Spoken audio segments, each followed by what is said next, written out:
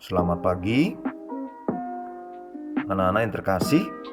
Hari ini kita mempelajari tentang pelajaran IPS atau Ilmu Pengetahuan Sosial. Bagaimana? Kalian sudah siap untuk belajar? Siap untuk mendengarkan? Ya, Bapak harap kalian semuanya sehat dan siap untuk belajar. Baiklah, tema yang diusung pada pagi hari ini yaitu kondisi masyarakat Indonesia pada masa penjajahan dengan subtema pengaruh sistem tanam paksa atau culture stelsel.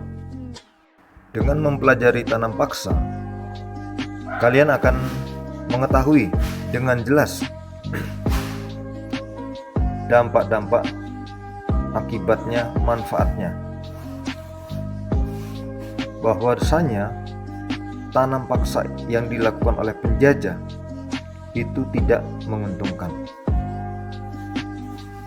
Kita harus tahu penyebab tanam paksa itu apa. Nah, yang pertama itu dimulai dari Perang Eropa. Perang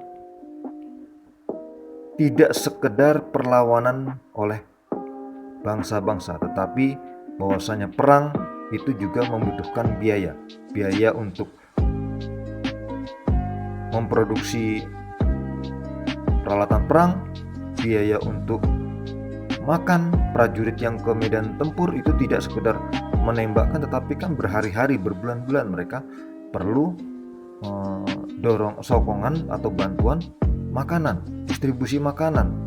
distribusi peralatan untuk perang. Nah, seperti itu.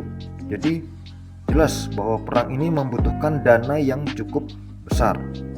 Perang Eropa diantaranya yang dilakukan juga oleh Belanda yang mempunyai daerah jajahan di Indonesia, di mana perang itu juga menguras kas atau keuangan mereka, sehingga mau tidak mau Belanda mengadakan tanam paksa atau culture stelsel di daerah jajahan.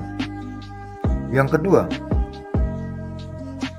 adanya tanam paksa ini menimbulkan perlawanan oleh rakyat Indonesia terhadap Belanda. Nah, dengan adanya perlawanan ini tentu menyebabkan Belanda juga harus berperang.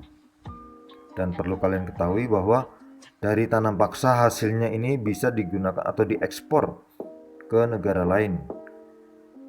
Dari dulu Indonesia sudah terkenal dengan ekspor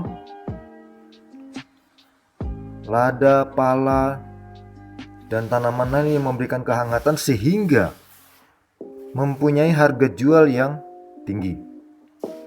Nah, ini yang bisa diekspor oleh Belanda atau penjajah.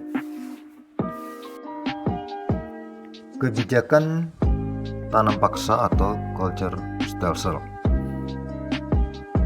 Culture stelsel yang dikenalkan oleh Johannes van den Bosch selaku gubernur Belanda di daerah tanah jajahan yaitu pertama bahwa penduduk menyerahkan 1/5 tanahnya. Yang kedua, tanah dibebaskan dari pajak tanah. Yang ketiga, waktu penanaman tidak melebihi waktu tanam padi. Yang keempat, kelebihan penjualan buat pemilik tanah. Yang kelima, diawasi oleh mandor pribumi. Kemudian yang keenam, kegagalan panen merupakan tanggung jawab pemerintah Belanda. Nah, adik-adik, kalau kita lihat dari kebijakan-kebijakan ini, ternyata secara teoritis ini membuat adem membuat tenang para pemilik tanah dan para pekerja. Karena kalau kita lihat di poin 1, itu penduduk hanya menyerahkan 1/5 tanahnya kalau mereka punya 1/5. Dan tanah yang diserahkan itu dibebaskan dari pajak tanah. Kemudian waktu penanamannya tidak melebihi waktu tanam padi. Nah, inilah yang memberikan kesempatan penduduk mungkin berpikir, wah ini saya bisa mengerjakan ini dan saya juga bisa menanam padi juga untuk makan keluarga saya, dan saya tidak perlu membayar pajak tanah. Kemudian jika terjadi kelebihan dari hasil tanam di tanah mereka, maka kelebihan itu buat mereka. Tetapi ini kan teoritis. Kenyataannya ini banyak diselewengkan oleh para mandor pribumi. Mereka justru lebih kejam terhadap bangsa sendiri. Yang tidak menyerahkan, mereka akan dicambuk, disiksa. Dan ini jelas membuat takut para pemilik tanah dan para pekerja. Kemudian jika terjadi kegagalan panen, yang disalahkan siapa? Para pekerja kebun tersebut, karena mereka dianggap tidak becus. Dan jika timbul pemberontakan, maka tinggal mereka lapor sama tuan tanah, tinggal mendatangkan pasukan Belanda. Itu prakteknya. Akibat kultur stelsel. Nah, menurut kalian, adanya kultur stelsel itu kira-kira memberikan manfaat yang positif atau tidak? Atau malah merugikan? Baiklah, kita lihat. Yang pertama, bahwa akibat dari kultur stelsel, yang pertama jelas timbul kelaparan di mana-mana. Yang kedua, timbul penyakit busung lapar. Kemudian jumlah angka kematian besar. Yang keempat, timbul simpati dari orang-orang Belanda seperti Douwes Dekker yang memakai nama samaran Multatuli. Yang kelima, undang-undang agraria. Timbul undang-undang agraria, Agraris Wet. 6. Pengambil alihan pabrik gula oleh swasta.